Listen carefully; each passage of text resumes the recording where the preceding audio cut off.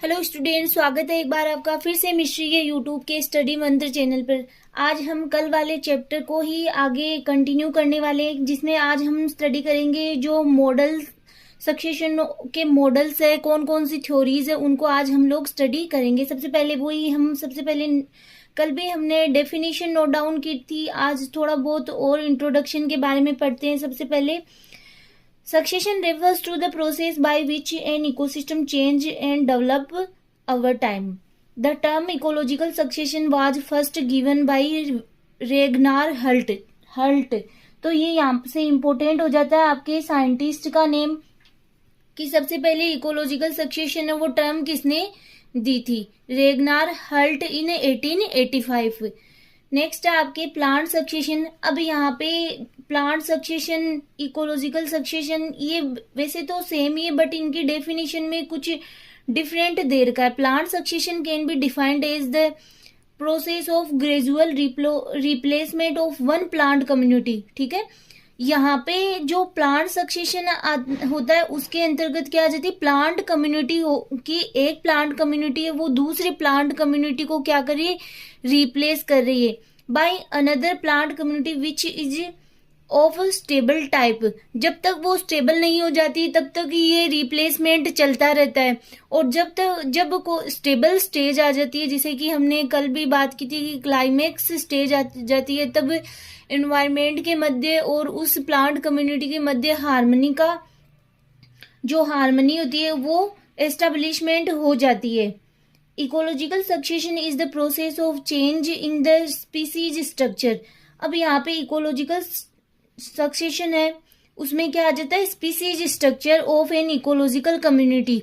ठीक है, over a period of time, कि इसमें चेंज किसमें हो रहा है? कि स्पीसीज के स्ट्रक्चर में चेंज हो रहा है किसी भी इकोलॉजिकल कम्युनिटी में एक टाइम तक। The 5 stages of succession are nudation, invasion, competition and coaction, reaction and stabilisation और क्लाइमेक्स। ये सब हम लोग पढ़ चुके, इसलिए इस पे हम लोग इसके ऊपर हम इतना डिस्कस नहीं करेंगे। Primary and secondary succession. Secondary are 2 type of ecological succession. Primary succession और सेकेंडरी सक्सेशन को भी हमने कल स्टडी कर लिया था, इसकी डेफिनेशन भी नोट डाउन कर ली थी। फिर भी यहाँ पे एक डेफिनेशन और नोट डाउन की गई है। Primary succession it start in area where no previous life. कल हमने बात भी की थी, प्राइमरी सक्सेशन ऐसा सक्सेशन जहाँ पे कोई भी प्रीवियस लाइफ नहीं प्रेजेंट होती है, एकदम बेयर एरिया होता है। ठीक है, और secondary succession it start in area where previous life forms have been destroyed. ऐसा सक्सेशन जहाँ पे जो प्रीवियस लाइफ होती है वो कोई नेचुरली या फिर ह्यूमन एक्टिविटीज की वजह से क्या हो चुकी है? डिस्ट्रॉय हो चुकी है, वहां पे नई कम्युनिटी का आना सेकेंडरी सक्सेशन कहलाता है। अब आपके यहाँ से टॉपिक स्टार्ट होता है मॉडल्स ऑफ सक्सेशन। कई बार पूछ लिया जाता है और आपके सिलेबस में भी दे रखा है सक्सेशन मॉडल, सक्सेशन की theories, facilitation model, tolerance model and inhibition model. अब इन सब के नाम में ही इनकी डेफिनेशन छुपी है। सबसे पहले है फैसिलेशन मॉडल। इसके अंतर्गत क्या होता है कि इस थ्योरी में या इस मॉडल के अकॉर्डिंग सबसे पहले जो पायनियर कम्युनिटी है उनका सक्सेशन होता है, मतलब इनिशियल स्टेज में पायनियर कम्युनिटी इन्वेजन करती है।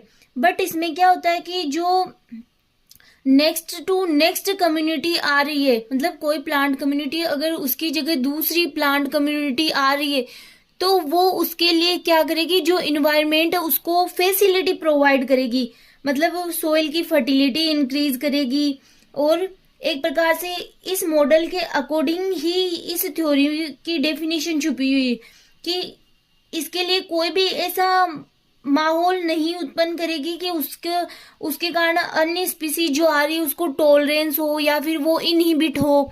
ठीक है, तो ये एक प्रकार से फैसिलिटी प्रोवाइड करती है अदर स्पीसीज के लिए।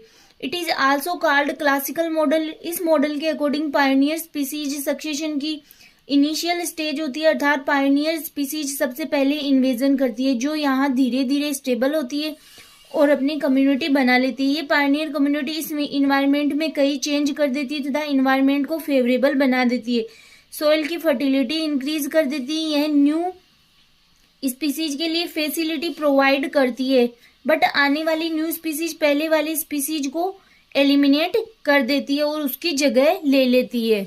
तो ये था आपके फैसिलेशन यह प्रोसेस कंटिन्यू चलती रहती है, जिससे आने वाली new species pre existing species को एलिमिनेट कर देती है। यह प्रोसेस जब तक चलती रहती है जब तक कि क्लाइमेक्स स्टेज स्थापित नहीं हो जाती है।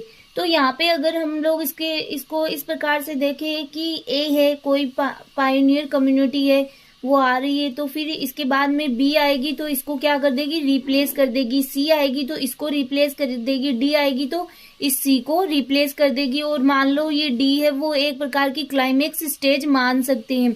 और यहाँ पे प्लस का निशान इसलिए बनाया गया कि ये इनके लिए क्या प्रोवाइड कर रही है, एक प्रकार से फैसिलिटी प्रोवाइड कर रही है कि ये जो इन्वायरमेंट है उसको इनके लिए फेवरेबल बना रही है। जो न्यू आने वाली कम्युनिटी उनके लिए फेवरेबल बना रही है। जो प्री एग्जिस्टिंग कम्युनिटी है वो जैसे कि सोइल की फर्टिलिटी को इंक्रीज कर रही है, तो इसीलिए इसको कहा जाता है फैसिलिटेशन मॉडल। इस टाइप से ये मॉडल न्यू स्पीसीज के लिए इन्वायरमेंट को फेवरेबल बनाता है। सेकंड है टॉलरेंस मॉडल। इस मॉडल के अनुसार कोई भी स्पीसीज पहले आ सकती है। अर्ली या लेटर स्पीसीज में कोई भी स्पीसीज पहले इन्वेजन कर सकती है। यहाँ पे इस लाइन का मीनिंग ये हुआ कि इसमें क्या लिखा हुआ कि अर्ली या लेटर स्पीसीज में से कोई भी स्पीसीज पहले इन्वेजन कर सकती है। कि यहाँ पे तो हमने कहा कि पहले पायोनियर कम्युनिटी ही इन्वेजन करती है, फिर इसके बाद में दूसरी कम्युनिटी आती है। बट यहाँ पे कोई सी भी ए है, बी है, सी है, डी है, इनमें से कोई सी भी पहले आके इन्वेजन कर सकती है या ग्रो कर सकती है। इस मॉडल के according pre existing species new species को न तो रिप्लेस करती है और न ही इन्वायरमेंट को फेवरेबल बनाती है। तो फिर क्या करती है ये मॉडल इसलिए दिया गया है कि मान लो किसी इन्वायरमेंट में लिमिटिंग ऑफ रिसोर्सेज प्रेजेंट है, तो जो स्पीसीज इस इन्वायरमेंट में टॉलरेट कर पाएगी, ठीक है, या फिर जिसमें ज्यादा ताकत होगी वो क्लाइमेक्स स्टेज तक जा पाएगी, ठीक है, जिससे pre existing species new species को न तो रिप्रेस करती है और ना ही इन्वायरमेंट को फेवरेबल बनाती है। इसमें लिमिटिंग ऑफ रिसोर्सेज प्रेजेंट होते हैं, जिससे जो स्पीसीज लिमिटिंग रिसोर्स में टॉलरेट कर पाएगी वो इस इन्वायरमेंट में रह पाएगी, और जो स्पीसीज लिमिटिंग रिसोर्सेज को टॉलरेट नहीं कर पाएगी वो एलिमिनेट या नष्ट हो जाएगी अपने आप ही। तो यहाँ पे ये क्या देख रहे हैं, यहाँ पे ये 0 क्यों लिखा हुआ है, क्योंकि अगर मान लो ये आ रही है, पहली इन्वेजन कर रही है ये वाली कम्युनिटी, तो इसके लिए ये कोई भी फैसिलिटी प्रोवाइड नहीं करेगी। तो यहाँ पे 0 लिखा हुआ, ना तो कोई फैसिलिटी प्रोवाइड कर रही है ना इसको इनहिबिट कर रही है, इसका कोई भी रेस्पॉन्स नहीं है।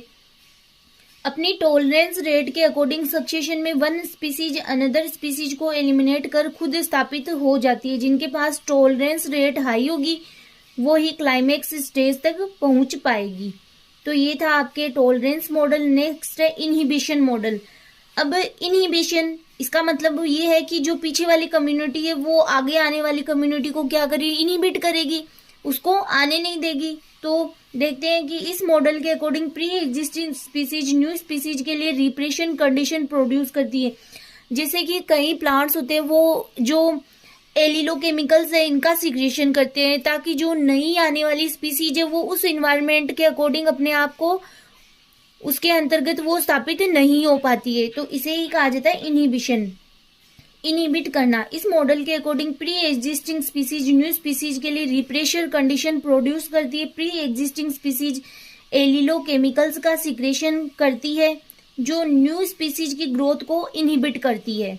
बट जब ये प्री एग्जिस्टिंग स्पीसीज किसी इन्वायरमेंटल कंडीशन के कारण एक्सटिंक्ट हो जाती है, अब जो प्री एग्जिस्टिंग स्पीसीज है वो किसी इन्वायरमेंटल कंडीशन के कारण अगर लुप्त हो रही है, ठीक है, इसमें किसी दूसरी स्पीसीज का कोई वो इसको इनहिबिट नहीं कर रही, बल्कि क्या हो रहा है कि किसी इन्वायरमेंटल कंडीशन या फिर कोई नेचुरल डिजास्टर के कारण वो एक्सटिंक्ट हो रही है, तब न्यू स्पीसीज ग्रो कर पाएगी और धीरे धीरे न्यू स्पीसीज ग्रो कर पाती है और क्लाइमेक्स स्टेज स्थापित करती है। यहाँ पे माइनस निशान क्यों लगाया हुआ है, क्योंकि जो आगे आने वाली स्पीसीज है उसको पीछे वाली स्पीसीज क्या कर रही है, इनहिबिट कर रही है। देख सकते हो आप यहाँ पे। तो इन तीनों में आप डिफरेंस वैसे भी आप जब पढ़ोगे तब इजीली आपको लर्न भी हो जाएगा। बट पहली वाली है कि फैसिलिटी प्रोवाइड कर रही है, ठीक है, आगे कोई भी कम्युनिटी आ रही है या प्लांट स्पीसीज आ रही है, वो जो पीछे वाली कम्युनिटी है वो उसके लिए फैसिलिटी प्रोवाइड कर रही है, इन्वायरमेंट को अच्छा बना रही है, सोइल की फर्टिलिटी इंक्रीज कर रही है, ठीक है। नेक्स्ट टॉलरेंस मॉडल में कोई फर्क नहीं पड़ता, जीरो कि कोई भी स्पीसीज आए, बट उसकी अगर टॉलरेंट रेट हाई है तो वो अपने आप ही उसके अकॉर्डिंग सामंजस्य स्थापित कर लेगी और जो प्री एग्जिस्टिंग स्पीसीज है वो अपने आप ही लुप्त हो जाएगी। ठीक है। थर्ड था इनिबिशन मॉडल। इसमें क्या है कि जो प्री एग्जिस्टिंग स्पीसीज है वो क्या कर रही है, आगे आने वाली स्पीसीज को इनिबिट कर रही है। ठीक है, कि वो उसके लिए ऐसे या तो केमिकल्स का सिक्रेशन करे या फिर कई और टाइप के जो सिक्रेशन कर रही है, तो उनके कारण जो आगे आने वाली स्पीसीज है वो क्या हो रही है, इनिबिट हो रही है।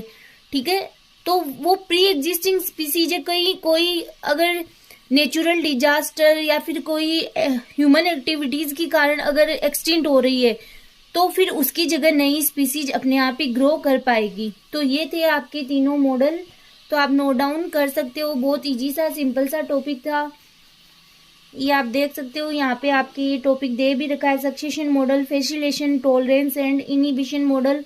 तो आज का टॉपिक यही कंप्लीट होता है। नेक्स्ट लेक्चर में नए टॉपिक के साथ फिर मिले।